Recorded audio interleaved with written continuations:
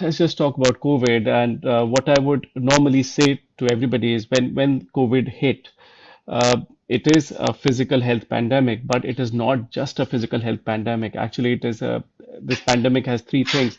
One, of course, it's a physical pandemic. The second, it is a mental health pandemic, and third, it is a misinformation pandemic. What has happened over the periods is that initially when COVID came, everybody was quite happy, just sitting at home, and the expectation was that maybe in a month's time or 6 weeks' time, when we are locked in, COVID will disappear, but it has not.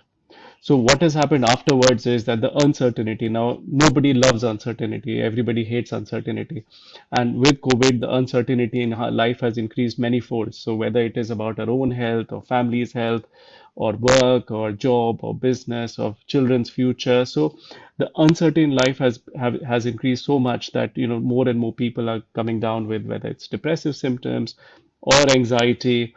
Now, this anxiety is what we would normally call as health anxiety. Now, most of the people will call it a COVID anxiety. Health anxiety, again, is not something new. If we used to see 10% people with a diagnosis of health anxiety, which meant people worrying that they might have a cancer or they might have a heart disease or they might have a heart attack. Now, the number of proportion of people we see with COVID-related health anxiety is at least 60 to 70%. So most of the work that we are doing is directly or indirectly affected by COVID.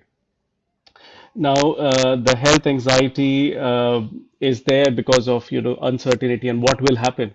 But there are a lot of people coming up after they've had COVID themselves. They've been locked down into a single room, isolated, or they've lost family members due to COVID.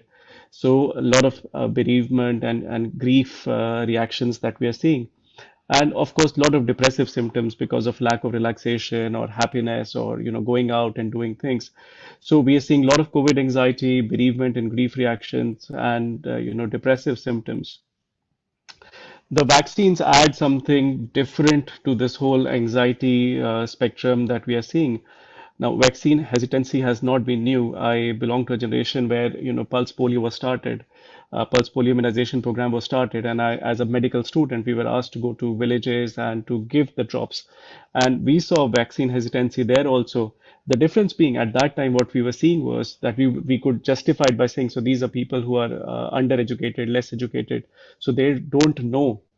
Now what you're seeing is not just the uneducated or lesser educated people, but this is we are seeing in people who are educated, well educated, and it is just the misinformation. I mean, from where you're getting, what you're getting, and in life, everything that we do it on a risk benefit analysis. And for most of us, we are able to ignore the risks associated. We can't, obviously, none of us can say that there's no risk. I mean, you take a flight, you step outside your house, it's no risk, but you accept it. It's an acceptable risk that we all still get on with our life.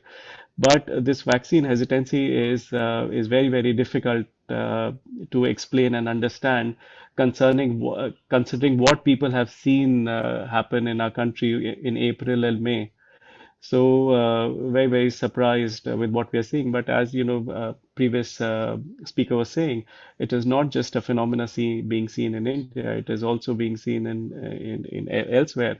I mean, I'm in UK, as you said, and if you open the television here, so there are a lot of doing positive advertisements, and they're running a big campaign about getting people in and getting the misinformation away and getting people to go and get their vaccines.